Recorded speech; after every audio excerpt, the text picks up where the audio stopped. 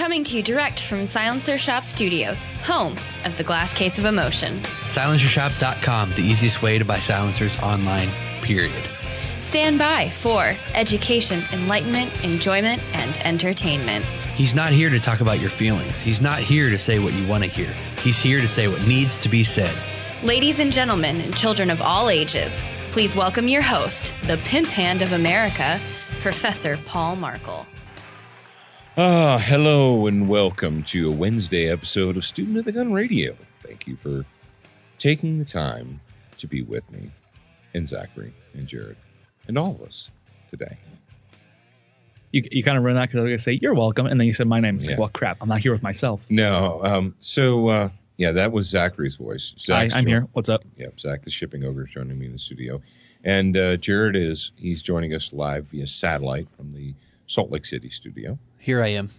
If I'm here and you're here, doesn't that make it our time? It absolutely makes it our time. And if it sounds as though I'm speaking in a way as to try and keep it together, you are correct. That's because he is. Because I am. Because today's show notes, and you're like, Paul, why don't you just enjoy Christmas season and not talk about this? Yes, I could do that. But who wins when we put our heads in the sand and we say, well, it's not that big of a deal, or, oh, this problem will fix itself? Who wins? The ostriches. Yeah, that's right. So we're not going to put our heads in the sand. We're not going to pretend like this problem is going to fix itself. We're going to address it head on, and we're going to try and do this in an upbeat and positive and proactive manner.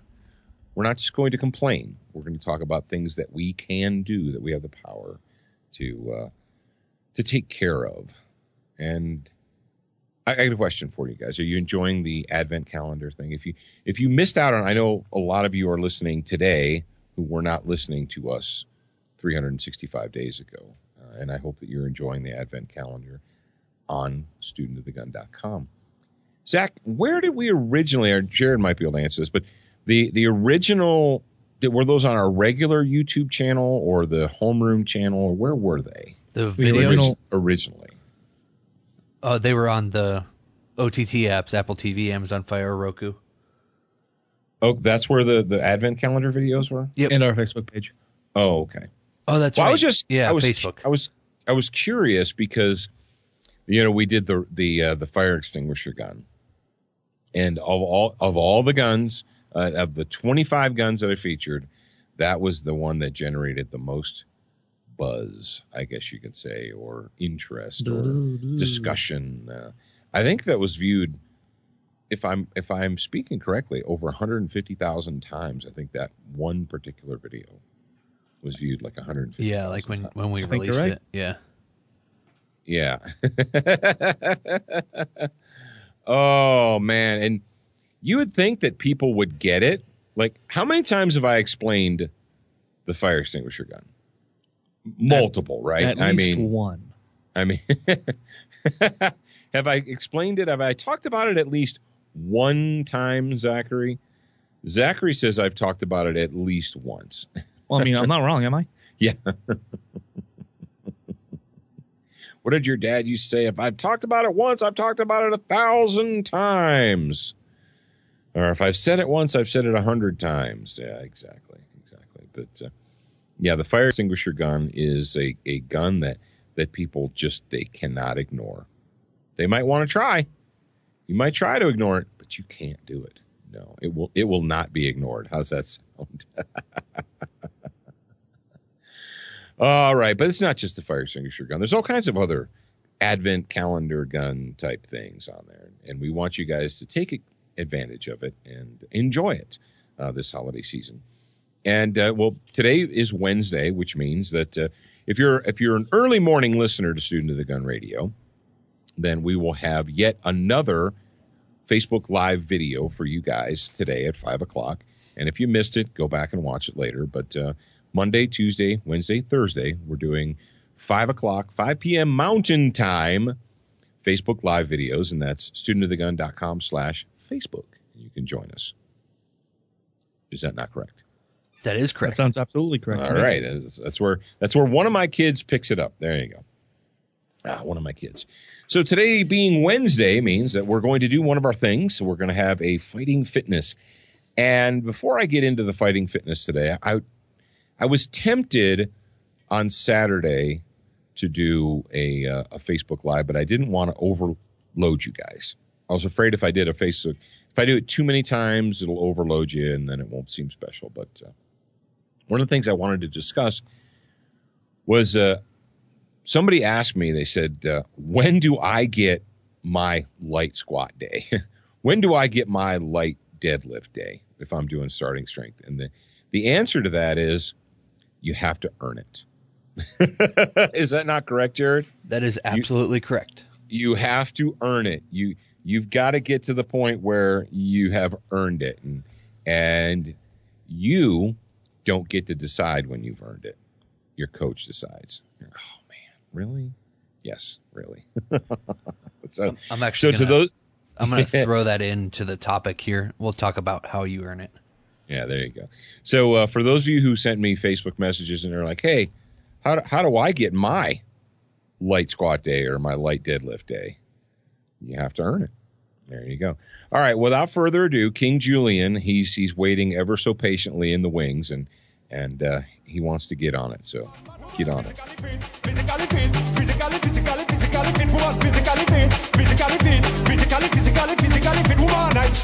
Fantastic, big body ocean at the big Titanic, woman and ice, sweet, energetic, big body ocean at the big Titanic, woman and ice, sweet, fantastic, big body ocean at the big Titanic, woman and ice, sweet, fantastic, big body ocean at the big Titanic. I like to move it, I like to move it. Last week when I talked about the spreadsheet that I developed for myself, I actually had a lot of people request the spreadsheet. So what I've done is I've turned it into something that I can deliver to everybody if you want it. And I'll talk about that in just a second. I want to talk about, continue on the discussion that Dad brought up about earning your light day. That little thing, your little name right there, Dad, is blocking. There we go. It went away. I couldn't read the text and I forgot what it said. So earning the light day. Earning the light day. How do you earn a light day, or why is a light day incorporated into your training regimen? The simple answer is when you start lifting so much weight that you stress your body too much to lift that weight more than once in a week. Yeah, you get to the point where the weight is so heavy that your stress recovery adaptation can't keep up. Yeah, you can't. Your body cannot recover fast enough for the next workout for you to lift heavy again. So instead of lifting heavy, like my workout right now, my regimen is Monday I get light squats, Wednesday I get to do barbell rows instead of deadlifting. Oh, and Monday is also light deadlift. So Monday is just light deadlift. It's not light squats. So Monday is light deadlift. Heavy squat, heavy bench or press, and light deadlift. And then my Wednesday training would be light squat, heavy bench or press, and then a barbell row. And then Friday is heavy everything. So Fridays are the days that I don't really look forward to, but I do at the same time. Yeah, this Saturday, I'm on a Tuesday, Thursday, Saturday schedule. And Saturday for me was heavy squat and bench press heavy, and then barbell row. So I got that done. Do you like the rows? What's that? Do you like the rows? I have a love-hate relationship with the rows. I love seeing them on there, because it means I'm not going to have to blow a seal trying to lift up heavy weight. Yeah. But you have to do 8 of them. The hardest thing for me is counting. Yeah. I must be going through puberty. But yes, counting to 8. Seriously. Especially like the second or the third set, when, by the time you've done it 4 times, now it starts getting heavy, and I try to focus on doing the right. So now my mind is like, okay, make sure your back's straight, make sure your legs are right, make sure you set your back. All right, pull. And then I'm like, was that 4? Was that 5? I don't know. Because we get so used to counting to 5 or 3. Now I have to count to 8. just messing my brain. Yep. And when I first started doing the rows, it was like, I think the second or third session that I was doing rows, I actually forgot my tripod to take to the gym. So I had to prop my phone up on a box. And I was on the last set, and I was on like rep 5. And I dropped the barbell. I completed the rep, and I put it back down, and the phone fell off the box. Of course it did. And I was like, well, now the video's messed up for Coach, so I have to redo another set for him. So I ended up doing 4 sets. And I was like, okay, this is bullcrap. And I haven't forgot my tripod since then. There you go. You gave yourself a life lesson. Yeah. Now, the Barbell Training Tracker, that's what I'm calling it. It's the spreadsheet that I developed for myself.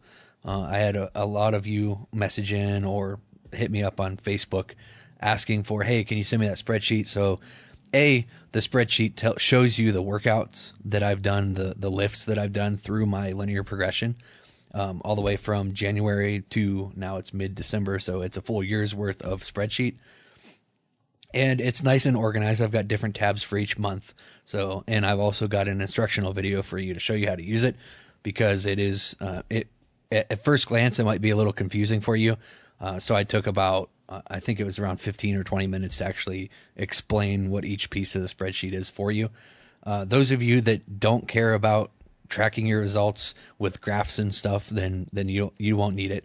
But if you do, if you want to have a graph to look at and see your progress, whether it goes up, your progress really should go linear progression upwards from left to right. And if it doesn't, then you need to change your regimen. And you can do that easily with the Barbell Training Tracker. And you can get that at studentofthegun.com/BB tracker. It's like Barbell Tracker. I get it. Yeah. I get it. All right. And if you guys you're sitting out there and you're like, what are these guys talking about, coaches, and what are these talking about? And go to studentofthegun.com/SSOC. That's Starting Strength Online Coaching.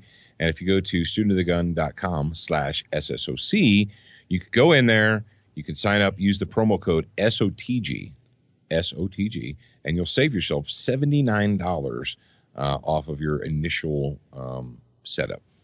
And whether you do it or not, whether or not you decide to, join Starting Strength Online Coaching or Starting Strength, at very least, do yourself a favor and explore.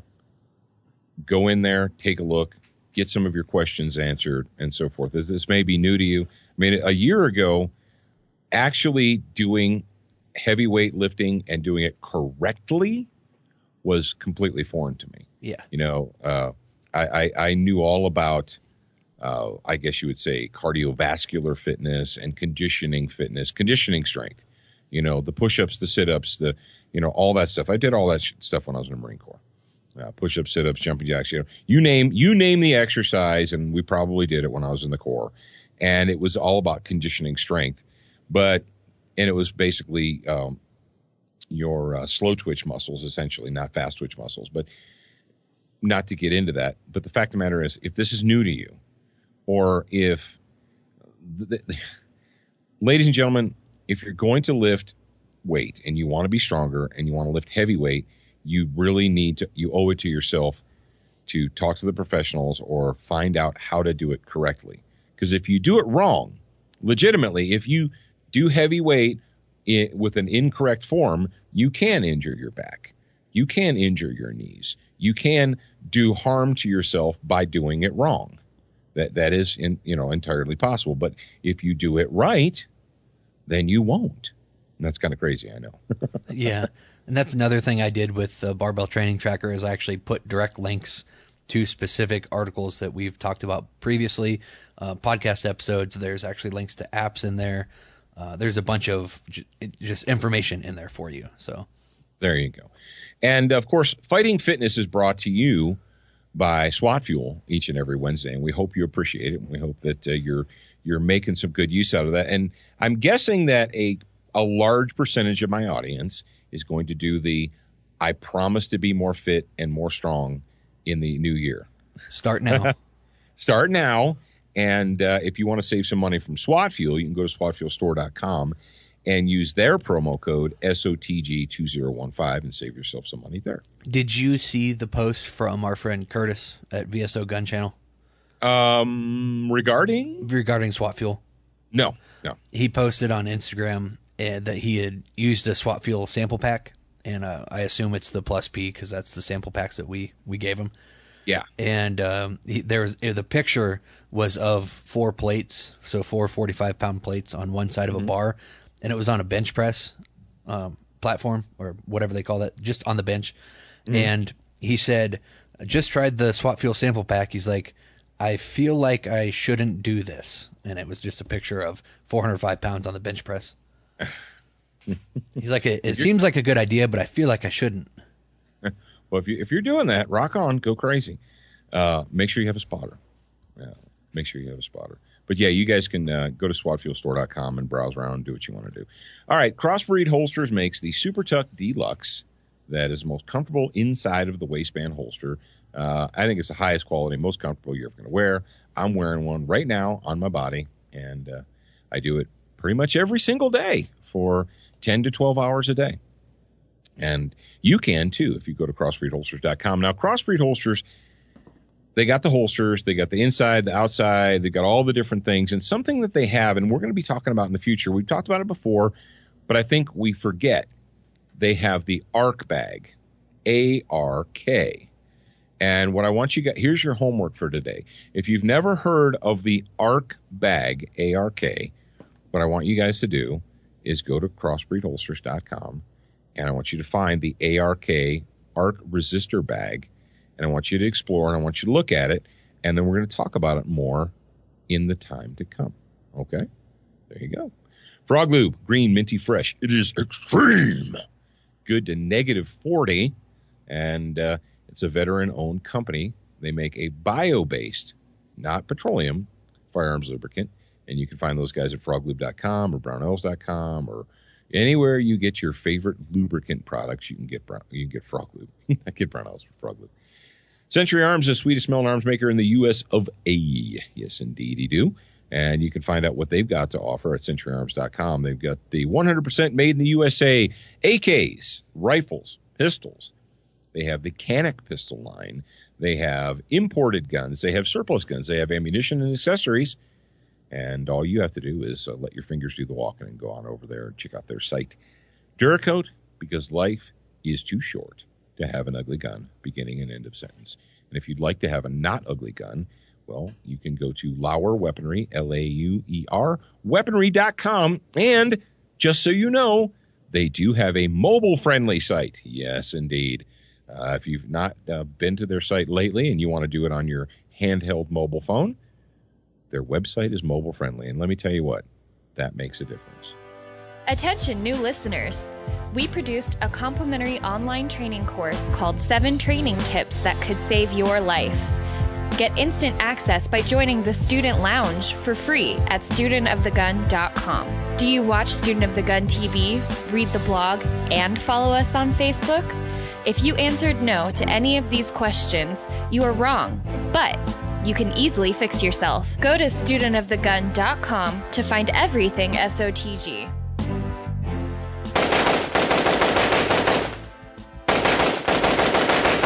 All right, that is the theme music for our weekly Brownells Bullet Points segment. And today's topic, pistol sights are good.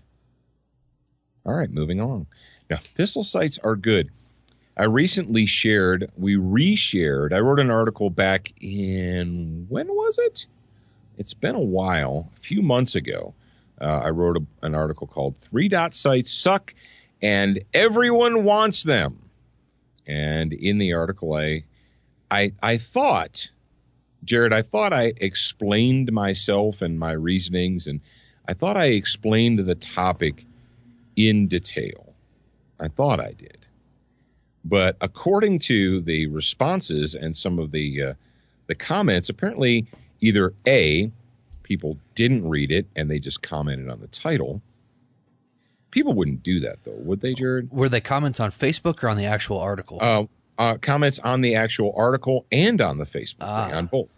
Now, Jarrad, do you think that's possible that there are people in America that would just read the title of something and leave a comment based on the title alone? Oh, absolutely not. People definitely read the entire story before commenting.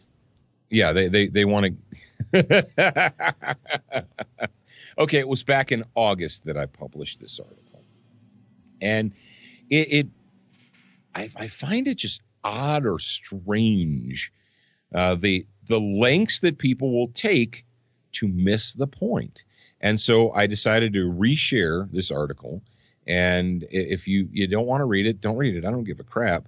But don't tell me that I'm wrong based upon the title of an article or about something that you've never taken the time to consider. Now, in the very near future, as we progress into the new year, we're going to spend a lot more time talking about handguns, handgun shooting, and the use of sights on a handgun and the design and why sights are designed like they are and so on and so forth, because this is Student of the Gun. That's something that we do. And I wanted to take a moment here during the Brownells Bullet Point segment to highlight that, to talk about that. So if you're listening, if you're paying attention to Student of the Gun, in the future, when we have more information, more study, and I went out this last weekend, I went out into the cold and the snow at the range, and I did some very deliberate, slow fire onto paper. I don't do this very often. I mean, for 30 years, I've spent time sitting at a bench, and slow firing onto paper for groups, and I've chronographed thousands and thousands of loads of ammunition and so on and so forth. And I don't do it a whole lot anymore because I pretty much know what to expect from hardware. But I did do that this weekend. I sat down, and I'm actually going to be putting together another article, or recent article, or it will be a recent article when I write it, about why I did what I did and what went into it. So, yes, pistol sights are good. I recently reshared, and it's on studentofthegun.com. It's in the articles, but 3-dot sights suck, and everyone wants them. And you're like, Paul, that doesn't make any sense. If they suck, why does everyone want them? Exactly. So stick with us, kids. We're gonna dive in, and we're gonna have much more for you in the very near future. All right. Let's move on to the main topic of the day. We're gonna have fun with this one, I promise. Tiptoe through the window, by the window, that is where I'll be. Come tiptoe through the tulips with me. That is our vagination music, our vagination theme. That lets you know that the story we're about to talk about is so weak and vag-tastic. And ladies and gentlemen, I tell you what, it's almost as if the people of San Francisco said, over there across the pond in England, they're weak and vag-tastic, and we're not going to let them win. We're going to be just as weak and just as vag-tastic as they are. It's almost like they had a contest. They're like, who can be the biggest tax slave? Who can be the weakest, most subservient slave? And England's like, we got it over here, mate. Oh, they don't say mate, do they? Do they say mate in England? I guess they say mate, do they? Did British people say mate?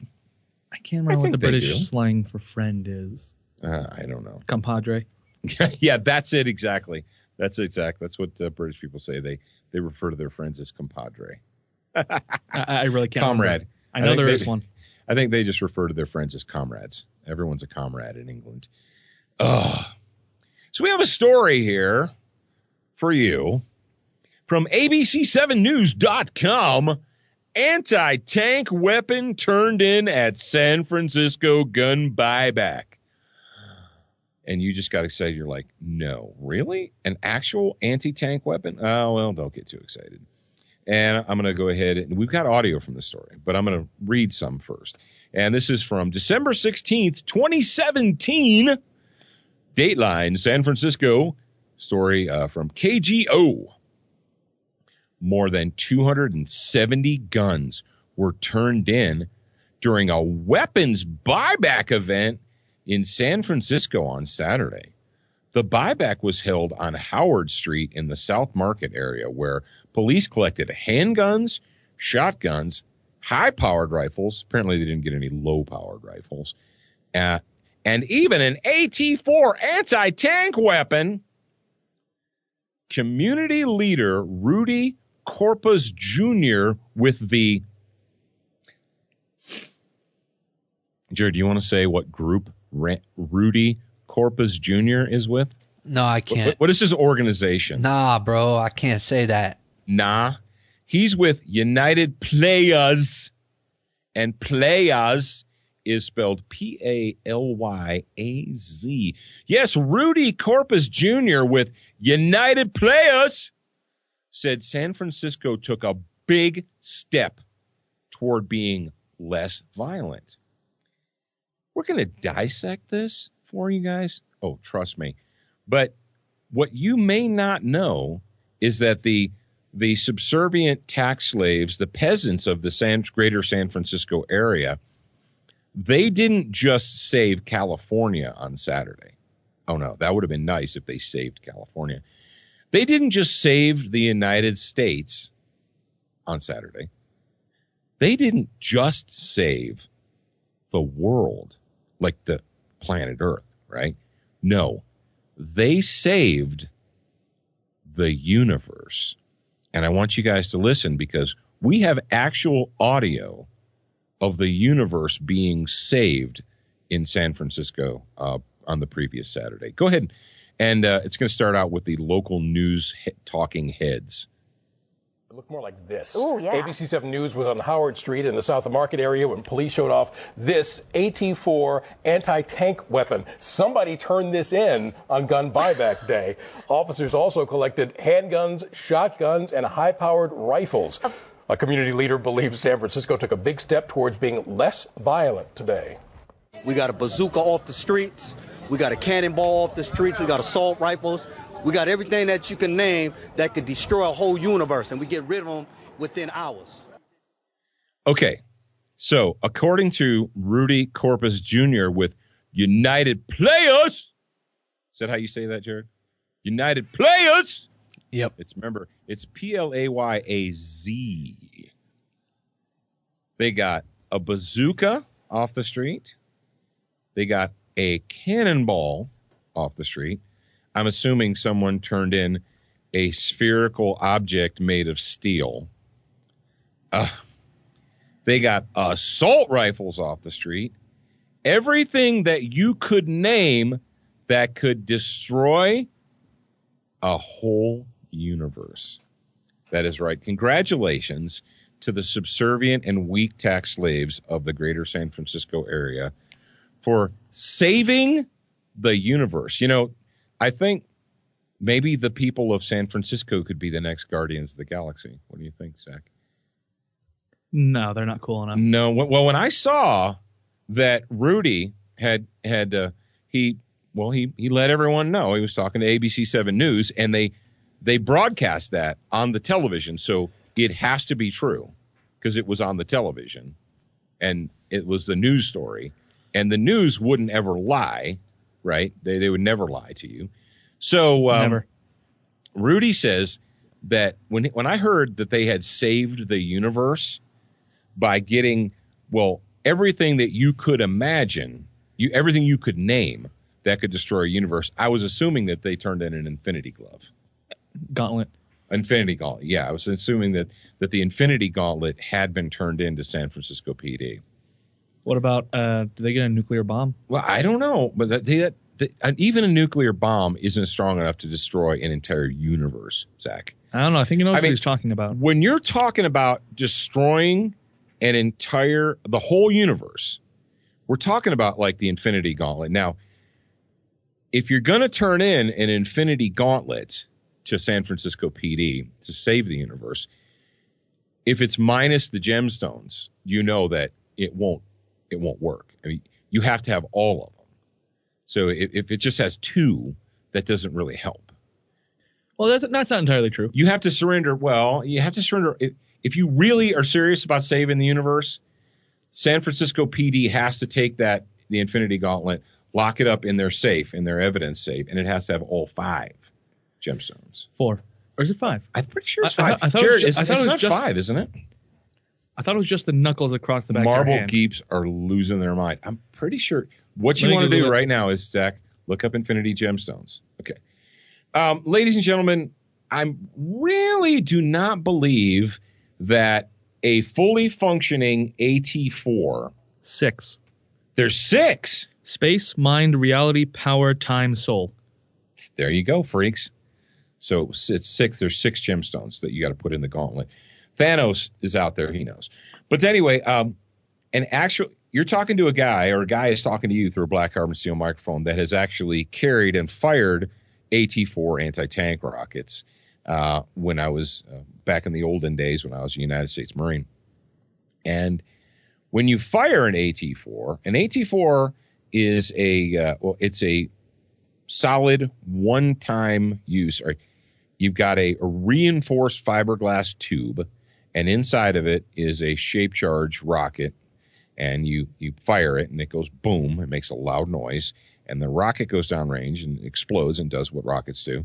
And then what you're left with is an empty tube, a reinforced fiberglass tube, and it's inert. Essentially, it's a trophy. Well, we just used to throw them away, or we'd throw them on the back of a truck, and they just take them back and destroy them or whatever. But when I was an AT4 gunner, when I was an anti-tank gunner with the Marine Corps, we had AT4s that had been fired, and we used them as training tools. We used it as props and to demonstrate. But you guys know, if you went right now, if you search your favorite search engine and type in AT4,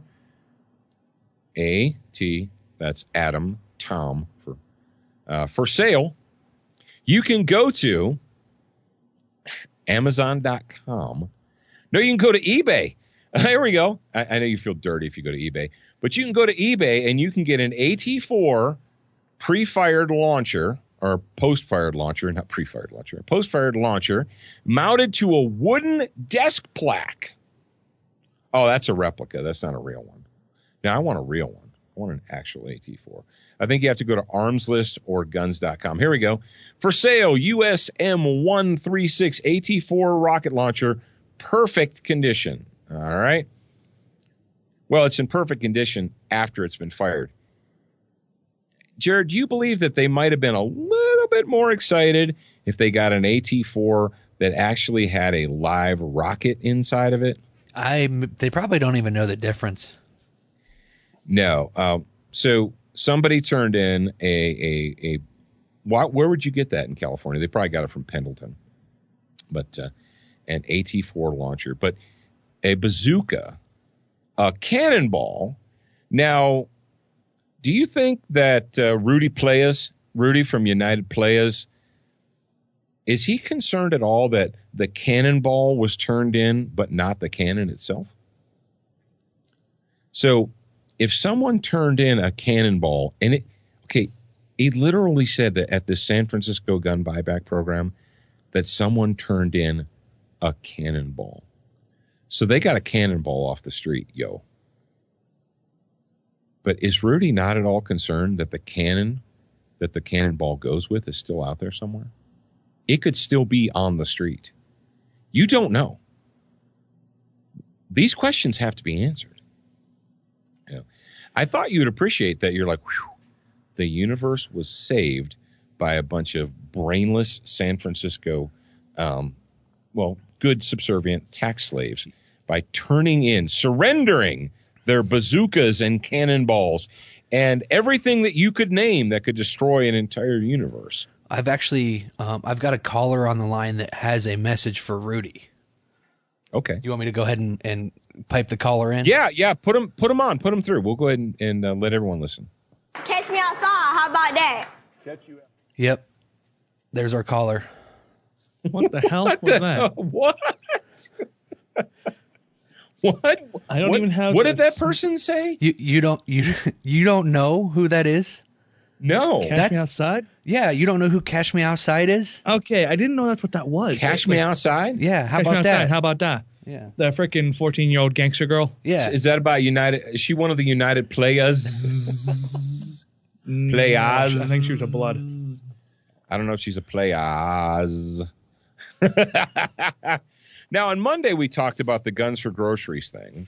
And then about a week or two ago, we talked about what was going on in the surrender. They even call it, at least in the United States, we haven't defaulted. They still call it a gun buyback, which is completely erroneous. It's a improper use of the English language, and they're not buying. They never own them. The San Francisco PD never actually owned these guns, so they're not buying them back. Now, if San Francisco PD sold these guns or gave these guns to the people and then said, hey, all those guns that we gave you, we want to buy them back from you, then it would be true, but that's not true at all. But what do these things do? All right, gun buyback programs and surrender programs.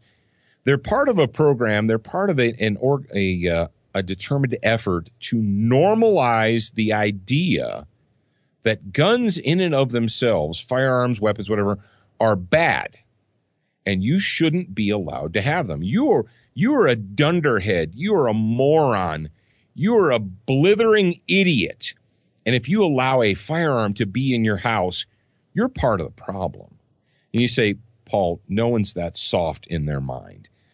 There are not human beings on planet Earth that are so soft and so weak and so slavish as to actually believe that an inanimate object in and of itself creates a condition called violence.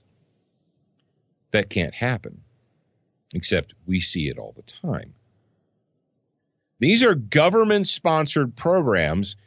You know, what did United Players say here? What was the last thing he said? We got everything that you could name that could destroy a whole universe, and we get rid of them within hours. And according to the news story, the ABC 7 news story, San Francisco, this is what the talking heads say. The talking heads on the television said, San Francisco took a big step toward being less violent. So if you own a gun, or if you have a gun, or if you even endorse or approve of people possessing guns, then you approve of violence. Because according to them, violence and guns are the same thing. Exactly. Well, you say, Paul, come on. You're stretching it. These programs, these surrender programs, these buyback programs, these news stories where they praise people for bringing in their evil weapons and surrendering them to agents of the state. That's not part of normalization. That's not part of any kind of an organized plan to make people view guns as being bad. That's crazy talk. Really? Is it? Do you remember a criminal, an unconvicted criminal named Eric Holder? An unconvicted criminal who was behind a program, who was at the head of the U.S. Department of Justice when they were doing the Fast and Furious and Wide Receiver program. Remember that? And how we said that Fast and Furious and Wide Receiver were about nothing more than demonizing the ownership of firearms by Americans and to try and embarrass or shame you into accepting greater gun control restrictions. Remember when we said that? Well, we've got some audio here from Eric Holder, and the audio actually goes back to 1995, and you say, oh, that's an old story. Well, ladies and gentlemen, you have to go back and listen and pay attention to what these left-wing progressive Democrats, what they say they wanted to do in order to see how it's going down in America today. So listen up, perk up your ears. This is the unconvicted criminal, Eric Holder, talking about how we can convince people that guns are bad. An informational campaign to really change the hearts and minds of people in Washington, D.C., and in particular our young people. They are saturated in the media and in entertainment, or by the entertainment industry, with violence. And I think too many of our young people, in particular our young men, are fascinated with violence and in particular fascinated with guns. And what we need to do is change the way in which people think about guns, especially young people, and make it something that's not cool, that it's not acceptable, it's not hip to carry a gun anymore. In the way in which we've changed our attitudes about cigarettes. You know, when I was growing up, people smoked all the time. I mean, both my parents did. But over time, we changed the way in which people thought about smoking, and so now we have people who cower outside of buildings and kind of smoke in private and don't want to admit it. And that's what I think we need to do with guns, really change the way in which people think about guns.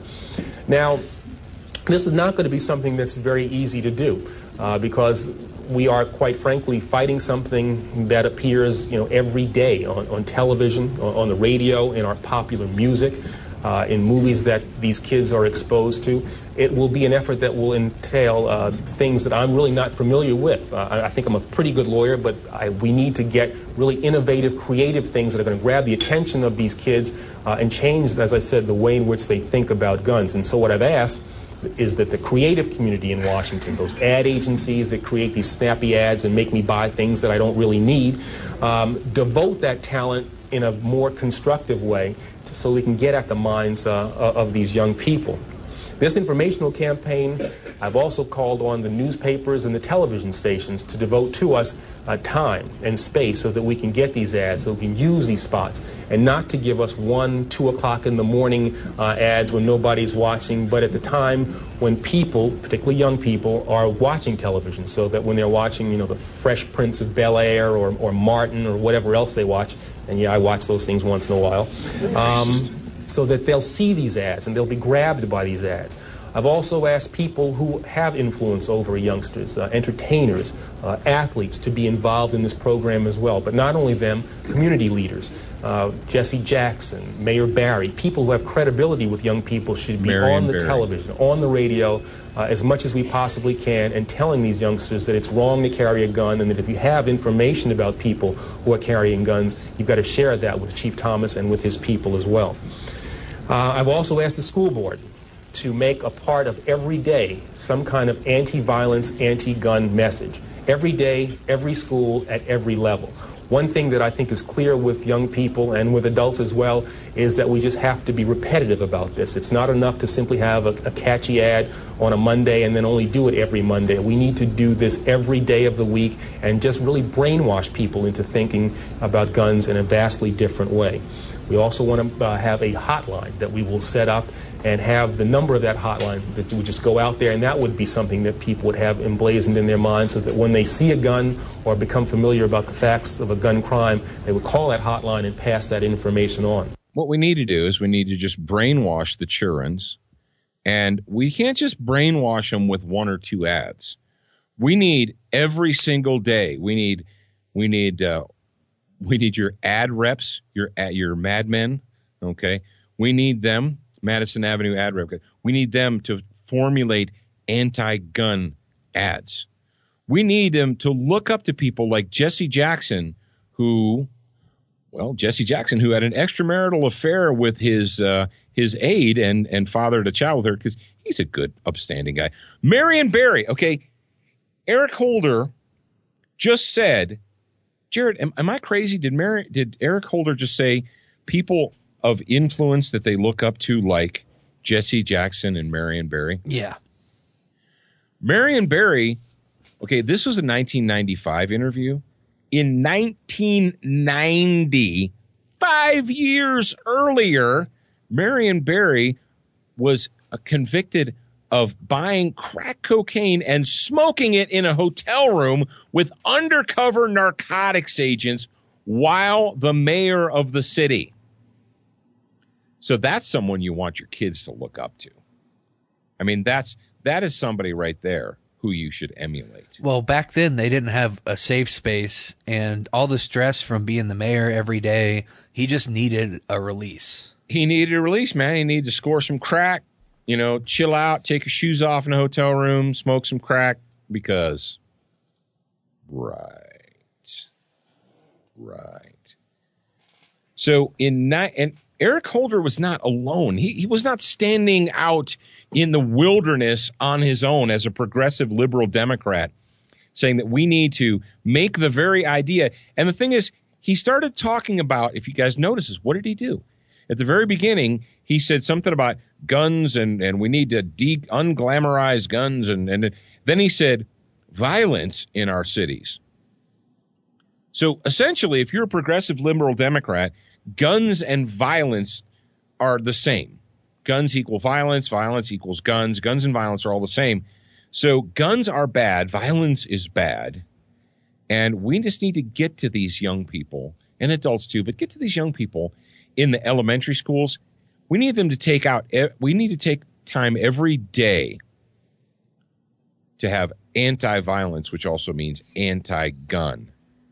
We need to let them know. We need to, and he used the term, brainwash them.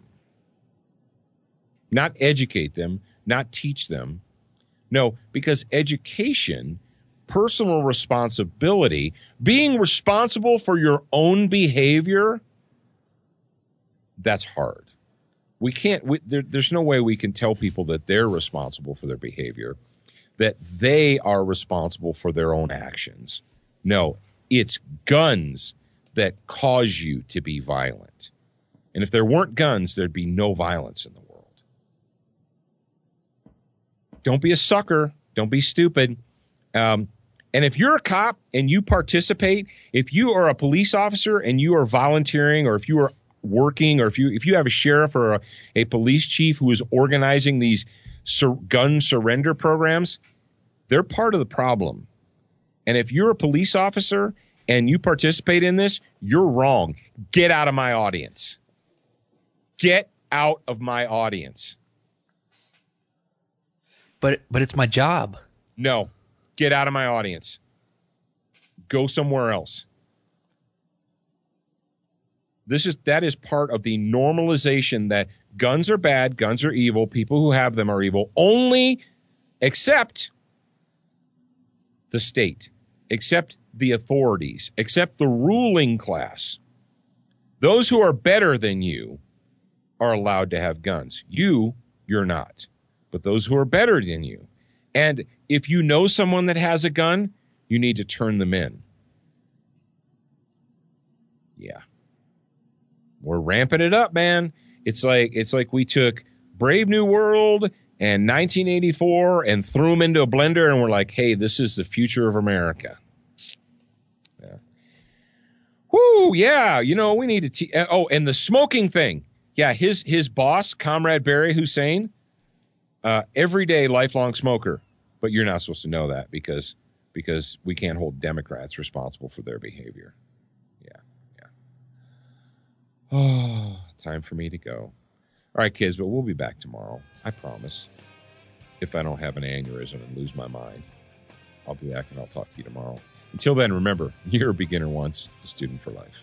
We appreciate your reviews. If you haven't left a review or updated yours recently, head on over to Facebook, iTunes, Stitcher, iHeartRadio, or your favorite podcast player to voice your opinion. Don't forget to join us at the Student Lounge, a place for like-minded individuals to learn, connect, and support each other. No chicanery will be tolerated. Remember to check studentofthegun.com daily for new, free content and giveaways. Watch, listen, read, shop, and connect at studentofthegun.com. Are you a social butterfly?